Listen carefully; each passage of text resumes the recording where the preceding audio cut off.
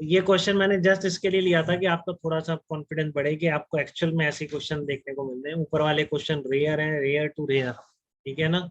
1% chance है कि वैसा कहीं भी दिखे आपको। टू ब्लॉक में आप सिंपल ही नहीं पूछते तो ये टफ तो मतलब ही नहीं, ठीक है। बट समझ में आना चाहिए क्या बता, कभी कोई पूछ ले। बट ये प्रैक्टिकल है, ये एक्चुअल लाइफ है कि इस तरह के प्रॉब्लम जरूर जेई मेंस में डायरेक्ट देखने को मिलते हैं। We find out maximum horizontal force capital F that can be applied to the block of mass capital M so that both blocks move together, ठीक है ना।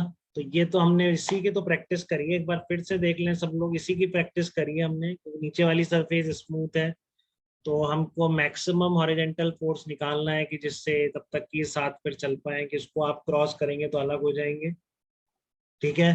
तो हार्दिक आप बताइए कैसे करेंगे इस प्रॉब्लम को आप शुरू। सर इस पहले प्रॉब्लम तो एक्सेलरेशन ले लेते हैं सर दोनों का, क्योंकि साथ में मूव करेंगे सर ये।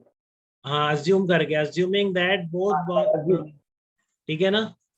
Assuming sir both move together, तो आपने ये लिख दिया सबसे पहले, ठीक है बेटा। F equal to M plus m into a, तो एक्सलरेशन कितना आ गया, capital F upon M plus small m, ठीक है।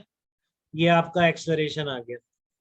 अब क्या, required force for small m कितना, अगर इस ए से चलना है तो एम पर रिक्वायर्ड फोर्स कितना होगा, एम इंटू ए, ये होगा रिक्वायर्ड फोर्स, ठीक है ना।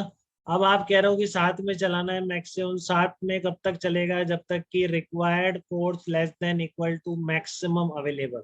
मैक्सिमम अवेलेबल कितना है, म्यू एम, बस हो गया खत्म, वही स्टेप तीनों। कॉमन एक्सलरेशन, रिक्वायर्ड फोर्स, अगर साथ में चलने की बात कर रहे हैं तो definitely required force for this small m must be less than equal to mu into m g. ये बात आ गई क्या सबको समझ में। जस्ट इनइक्वलिटी थी यस इसमें, sir. Yes sir. Required force less than equal to mu m, सब कर पा रहे हैं तो इतना आंसर सब निकाल देंगे 2 दिन की मेहनत के बाद। क्या मैं इतना भरोसा कर सकता हूँ क्या सब बच्चों पे कि वो ये आंसर निकाल देंगे, बताइए। 2 दिन की मेहनत के यस बाद सर। पता है कि आप यस निकाल सर। याद वाद नहीं करेंगे बेटा, प्रोसेस ध्यान रखेंगे, याद करने से कुछ नहीं आप याद करें कोई फायदा नहीं, ठीक है ना। चलिए, तो एक और एग्जांपल अच्छा है, ये देखिए, ये भी आपने पढ़ा होगा, मैंने कहा तो था पढ़ना आगे का, ठीक है। देखो आप एक बार, a block is resting on a horizontal plate in the x y plane and the coefficient of friction between the block and plate is mu. तो आपका प्लेट और ब्लॉक के बीच ये म्यू लग रहा है friction coefficient. The plate begins to move with velocity u equal to bt square in the x direction, ठीक है।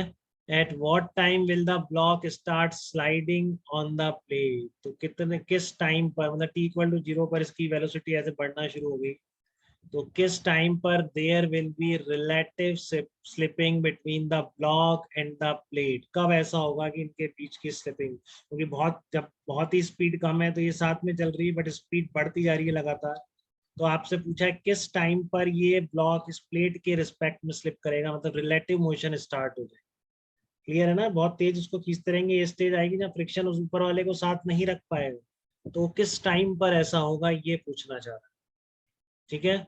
किस टाइम पर ऐसा होगा कि there will be relative motion between block and the plate, ठीक है। तो आपको तरीका पता है कि इसका एक्सलरेशन देखो एक बार, एक्सलरेशन भी टाइम के साथ वेरी कर रहा है, डी यू बाई डी, ठीक है ना। तो एक पर्टिकुलर स्टेज पर आकर इस पर जो सुडो फोर्स, सरफेस के रिस्पेक्ट में देखो, इस पर जो सुडो फोर्स लगेगा वो म्यू एम जी से क्या होगा, ज्यादा हो जाएगा।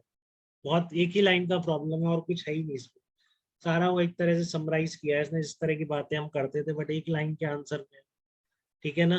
अब नीचे वाली प्लेट का एक्सलरेशन है तो आप इस कॉन्टेक्ट सरफेस पे जाइए, सुडो फोर्स लगाइए, सुडो फोर्स लगेगा बट आपका फ्रिक्शन को जैसे ही एक्सीड करेगा तो वो आपका क्या होगा, मोशन स्टार्ट हो जाएगी, रिलेटिव मोशन, और आपके पास सुडो फोर्स टी की टर्म में ऑलरेडी है। तो इससे आसान प्रॉब्लम बन सकता है क्या, बताइए। क्या इससे आसान प्रॉब्लम कोई बन सकता है क्या। ये आपका एक्सलरेशन कितना आ गया, d u by d t कितना आया, 2bt, तो स्टार्ट स्लाइडिंग, जबकि ये सुडो फोर्स इसके मैक्सिमम अवेलेबल फ्रिक्शन से ज्यादा हो जाएगा। तो सुडो फोर्स कितना है, m into acceleration of plate, तो ये आ गया m into a greater than equal to maximum available mu m g.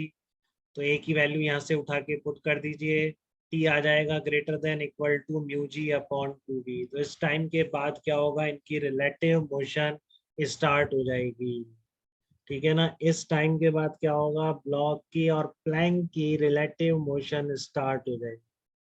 तो और यहाँ जब पे सूडो उसके बराबर होगी फ्रिक्शन से तब तो नहीं होगी ना, सुडो तो फोर्स ज्यादा अगर होने पर फ्रिक्शन के बराबर होगी तो नहीं होगी। नहीं, जो मतलब अप्लाइड फोर्स है वो फ्रिक्शन के बराबर होगी तो उस समय तो नहीं होगी ना।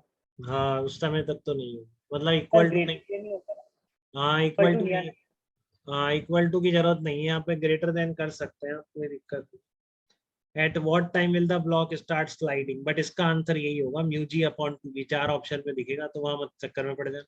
ठीक है ना, ये आपसे पूछा है ना एट व्हाट टाइम, तो 4 ऑप्शन में अगर ऐसा ही दे रखा है तो ये mu g by two b answer.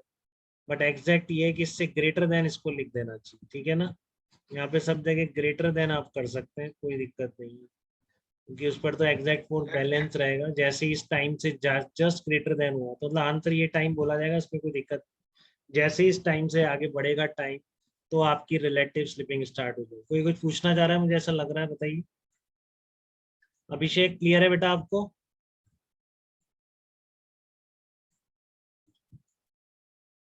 हाँ योजना आप बताइए बेटा, डाउट तो नहीं है कोई इसमें? ओके बेटा, no sir. Okay very good Yojana. Rupali आप बताइए, आप कंफर्टेबल हैं यहाँ तक फ्रिक्शन के 2 ब्लॉक्स प्रॉब्लम को लेके?